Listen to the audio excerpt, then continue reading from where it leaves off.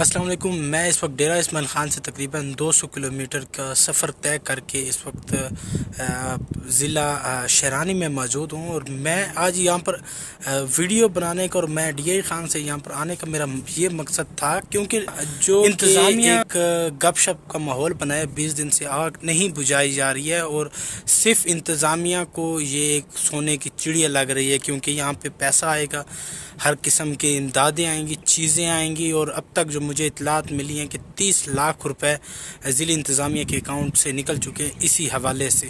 تو اب میں وہاں پر خود جا رہا ہوں، کیونکہ مجھے لوگوں نے کئی نے کال کیا، میسیج کیا کہ نہ ہی انتظامیہ آئی، نہ ہی ریسکیو کے حکام آئے، اور ریسکیو والے بھی بڑے مذاق بنا رہے ہیں. ایک جگہ پہ ان کی تصویر آئی ہوئی ہے، آگ بجھا رہے ہیں. تو وہ جب میں نے کنفرمیشن کی ہے تو وہ درازندہ ٹائپ ڈی ہاسپٹل سے کوئی انتظامیہ کے لوگ نکلے نہیں ہیں. میں اس وقت درازندہ سے تقریباً 70-80 کلومیٹر آگے شیرانی ضلع میں موجود ہوں، اور وہ جنگلات جو ہیں وہ یہاں سے بھی 40 کلومیٹر آگے ہیں.